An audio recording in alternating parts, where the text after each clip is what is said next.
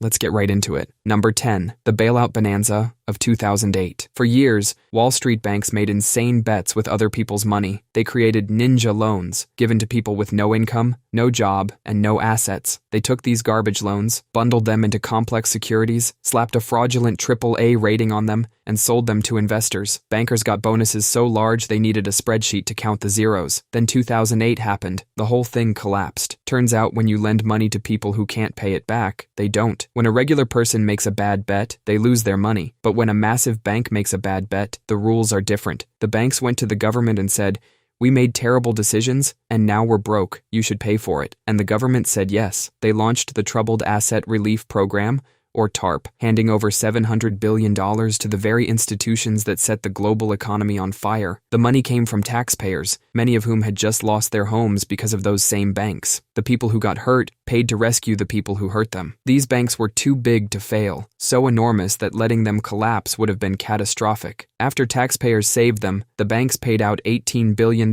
in bonuses to their executives. One executive claimed the bonuses were necessary to retain talent, the very talent that had just nearly destroyed the global economy. 0 senior banking executives went to prison. The bailed out banks came back bigger than ever, becoming even more too big to fail. The lesson was clear. If your bet is big enough, the loss gets shared. The profits, though, those stay right where they are. Number 9. The airline bankruptcy strategy. You work for a company for 30 years. They promise you a pension, a retirement. Then one day they say, "Sorry, we're bankrupt," but the company isn't gone. The planes are still flying. The CEO still has his job. Nothing changed, except your pension. That's gone. This happened to tens of thousands of airline workers starting in the 2000s. United Airlines filed for bankruptcy in 2002, used the courts to void union contracts, and dumped its pension obligations onto a government agency, the PBGC. Workers promised $3,000 a month in retirement suddenly got $1,400. United emerged from bankruptcy leaner and more profitable. Delta did it. US Airways did it twice. It became a playbook. File for Chapter 11 bankruptcy to tear up labor agreements, eliminate pensions,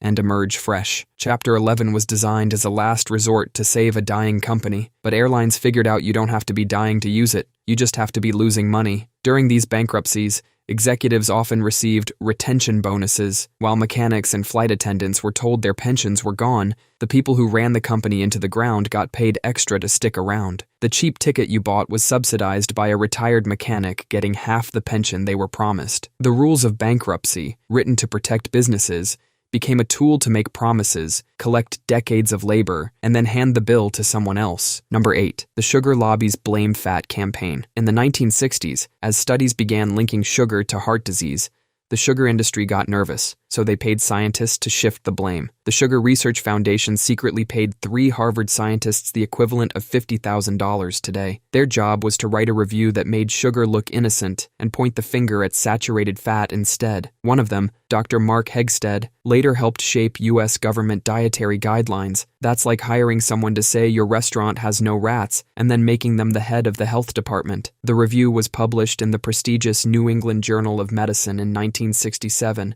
with no disclosure of the sugar industry's funding. The message was clear: fat is bad, carry on eating sugar. It worked. For decades, the food industry went low-fat crazy, but when you take fat out of food, it tastes like cardboard, so manufacturers replaced the fat with sugar. Your healthy low-fat yogurt could have more sugar than a candy bar. People got heavier, heart disease rates kept climbing, and the sugar industry kept making money. The documents proving this stayed buried for 50 years, until researchers at UC San Francisco uncovered them in 2016. By then, the fat is the enemy idea was baked into nutrition textbooks and government guidelines worldwide. Number 7. The Evergreening patent trick. A patent gives an inventor 20 years of exclusive rights. After that, anyone can make the product, and competition drives the price down. Now, imagine your invention makes $1 billion a year, and the 20 years are almost up. If you're a big pharmaceutical company, you use a trick called evergreening. You take your drug, change something tiny, the coating, the dosage, the shape of the pill, and file for a brand new patent. Another 20 years of exclusive rights, another 20 years of charging monopoly prices. The arthritis drug Humira made $21 billion in a single year. Its maker filed over 130 patents on it, not for new drugs, but for minor tweaks to the same one. By the time the original patent expired,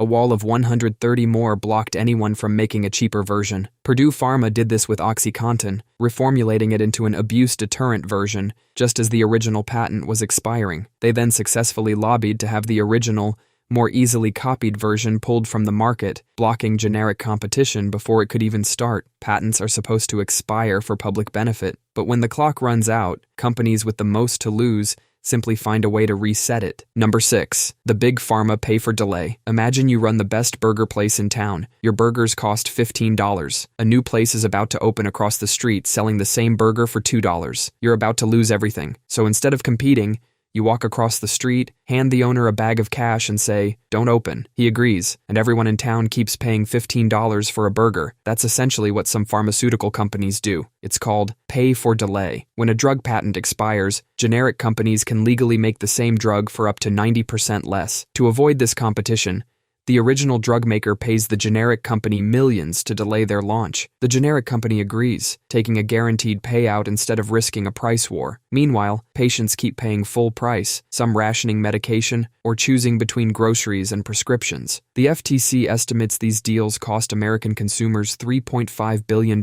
annually. In one case, the maker of Provigil paid 4 generic companies over $300 million to delay their products. The company was eventually fined $1.2 billion, but not before it had made far more in excess profits. The fine was simply a cost of doing business. Number 5. The Mickey Mouse Protection Act. Mickey Mouse was about to enter the public domain, free for anyone to use, remix, and build upon. Disney said, absolutely not. Copyright gives creators exclusive rights for a set time, after which the work enters the public domain, where it belongs to everyone. Mickey Mouse first appeared in 1928, and under the law, his copyright was set to expire in the late 1990s. Disney was about to lose control of its most valuable character, so Disney spent millions lobbying Congress. In 1998, Congress passed the Sonny Bono Copyright Term Extension Act, which retroactively extended copyright protection by another 20 years. Critics nicknamed it the Mickey Mouse Protection Act. This didn't just protect Mickey, it locked up decades of books, music, and films, moving a huge chunk of culture further from the public. 17 Nobel Prize-winning economists argued against the law, pointing out the obvious. You can't incentivize creators who are already dead to produce more work. The Supreme Court upheld the law. Disney, a company that built its empire on public domain stories like Snow White and Cinderella, had lobbied to pull up the ladder behind them. The original 1928 Steamboat Willie version of Mickey finally entered the public domain in 2024. People immediately started making horror movies with him. Number 4. The right to repair Smackdown. The phone in your pocket, the tractor in the field. You bought it, you paid for it, you own it, or so you thought. Companies like John Deere and Apple install locked software in their products, so only they can perform repairs. For a century, farmers fix their own equipment. A tractor breaks mid-harvest, you fix it. But with locked software, that tractor is now a brick until an authorized technician arrives, sometimes days later, and charges a premium for a software unlock. There's no other option. Crack your iPhone screen? A replacement screen costs $30 online. But if you install a non-Apple screen, the phone can disable features like Face ID. An official Apple repair costs hundreds. Apple calls this protecting the user experience. To enforce this, companies use proprietary parts, like Apple's pentalobe screws, that require a special screwdriver. For years, they spent millions lobbying against right-to-repair bills that would give consumers and independent shops access to parts and manuals. Public pressure led Apple to announce a self-repair program. The catch? The rented 80-pound toolkit and official parts can cost more than an official repair, and the new parts must still be validated by Apple's servers. It's a repair program designed to make repair as difficult as possible. They figured out the most profitable product isn't one you sell, it's one you never fully let the customer own. Number 3. The battle against margarine's color. Imagine you're a dairy farmer in the 1880s. A new, cheaper spread called margarine is eating into your butter sales. What do? You get the government to make your competitor's product look disgusting. That's exactly what happened with margarine. Its natural color was a creamy white, but the powerful dairy lobby, fearing for its profits, lobbied for laws forcing margarine manufacturers to dye their product an unappetizing, artificial pink. Some states demanded it be dyed black. These were actual laws, designed to make a competitor's food look horrible. Wisconsin declared all-out war on the stuff, and other states slapped on heavy taxes. The province of Quebec kept its ban on yellow margarine until 2008. The plan backfired. Margarine companies started selling their white spread with a capsule of yellow dye on the side. This led to a bizarre ritual in American kitchens,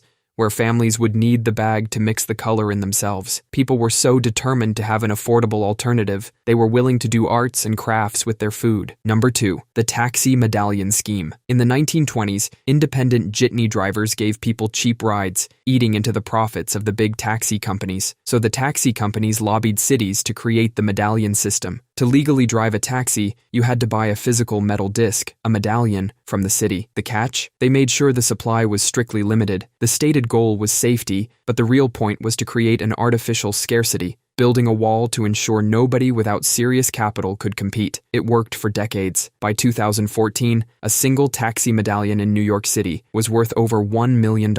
Then Uber and Lyft showed up. Suddenly, anyone with a car could give rides again, just like the jitney drivers a century earlier. The medallion owners ran back to the government crying foul, but it was too late. The medallion bubble burst. The same medallions that sold for $1 million were worth less than $100,000 just a few years later. The people who got crushed weren't the original fleet owners, but thousands of immigrant drivers who had taken out life-altering loans to buy into what they were told was a guaranteed path to the middle class. The people who built the wall got out fine. The people who believed the wall was real got buried under it. Number 1. The Jaywalking Invention. Imagine playing a board game, losing badly, so you rewrite the rules, and somehow everyone agrees. That's what happened with jaywalking, one of the most successful PR scams in history. In the 1920s, cars were new, and they were killing thousands of pedestrians every year. People were furious. Newspapers called them death machines, and there were protests demanding they be banned. The public correctly blamed the drivers. Car companies were panicking. If cities banned cars, their business was dead. So they did something genius. They didn't make safer cars or push for better driver training. They flipped the script. The problem wasn't the cars, it was the pedestrians. They launched a campaign centered on a newly invented slur, jaywalking. Back then, jay was slang for a clueless country person, a hick. A jaywalker was an idiot who didn't know how to walk in the city. The auto industry funded safety campaigns aimed not at drivers,